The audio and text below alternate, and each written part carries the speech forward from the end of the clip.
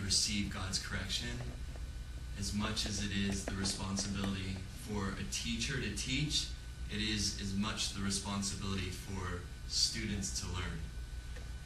And for students in the Lord to pull on the heart of heaven, and literally you can bring the voice of God out of any teacher.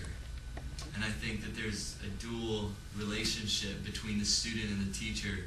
And so I'm just I felt the Lord just keep hammering this, that we need to really, as much as it is my responsibility to teach, it's your responsibility to learn. For you guys that just walked in, it's your responsibility to learn. So even right now, I encourage you, Grace and Victor, pull on heaven. In this next 30, 40 minutes or whatever, just pull on heaven. I know you guys just entered in and you guys are like, hey, can we hear you teach? I think it was the Lord that you guys just walked in and said that, because I feel like God's going to do something. And let me say this also. There's a quote. I think it's from somebody that isn't one of my favorite authors, but I think it's a true quote. He says this: "Who you are screams out so loud that I can hardly hear what you're saying." Who you are screams out so loud that I can hardly hear what you're saying. Meaning that you can say, well, I'm really desperate for God. But if you're not really desperate for God, you can only say that for so long before people say, no, you're really full of it. You really say you're desperate for God, but you're not really desperate for God. You're just playing games. And I think that who you are screams out so loud that you can hardly hear what you're saying. And that's what I think with you guys.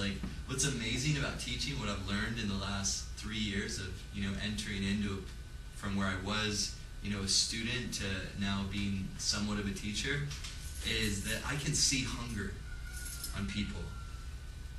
It's so easy. I can see light on different people. And I can see when people are hungry. And I remember when I was in church, I was at, I think it was Assembly of God Church, or I don't know, but it was in Tacoma, Washington. And this pastor came up to me, and I just remember, and I was talking about this the other day, but I just remember that when I used to go to church, I was so hungry, I just really was, that I would sit on the edge of my seat, and I would get for it, and I wouldn't try, but it was just my eyes would get big, and I'm 19, 20 years old, 21, 22, I don't know, but probably from 18 to 22, and my eyes would get big, and my head would just begin to nod, and I would just, yeah, like that, exactly, like Eric. I do that all the time. Totally, and you start to get in that place where you start to hear the Lord so clearly, and you start to say, this is what I was made for. This is what sets me on fire. This is the fuel that fuels my soul.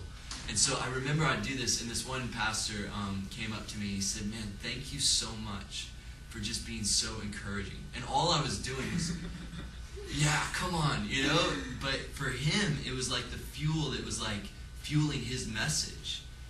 Somebody's listening. Somebody's engaging at a heart level. You can see it, Which leads me to another thing.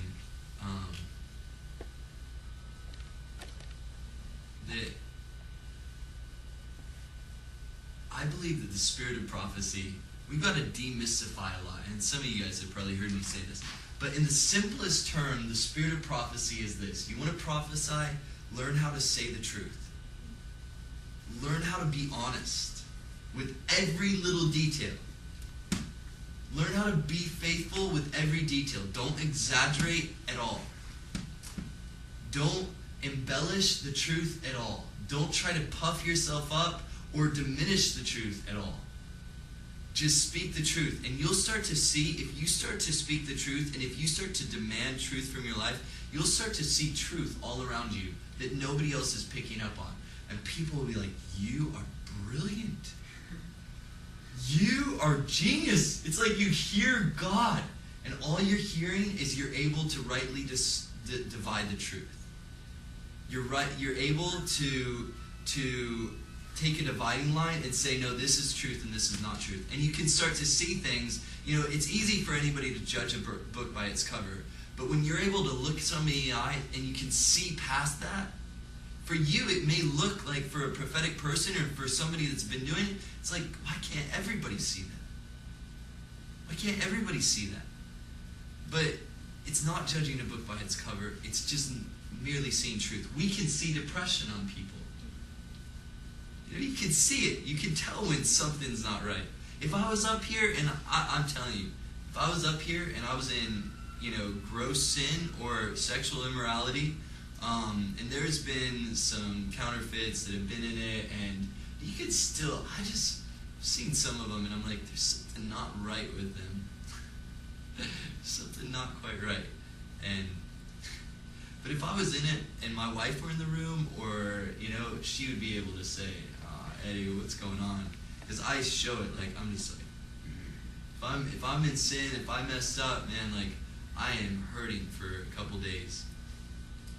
All that to say, that's just a tidbit on the prophetic spirit. I believe in the simplest term, but also in a most profound term, it is just being able to see truth all around you.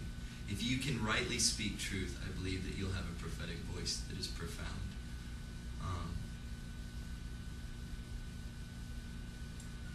But that was just something that I was just going to say.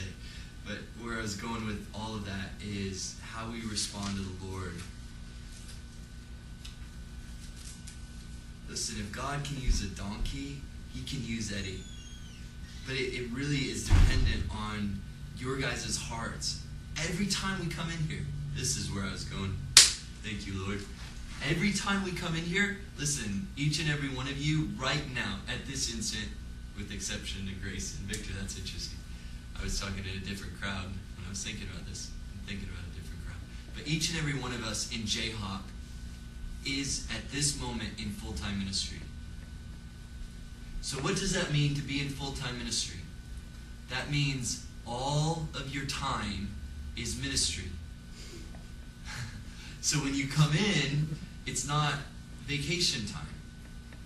If you're in San Diego for vacation time or for anything else, then you shouldn't be in full-time ministry, and you should go get a job and enjoy the sun when you can and do all that. But if you're in Jayhawk San Diego and you came to do what God has called you to do, you're in full-time ministry. And that is the honor and the privilege. I mean, trust me.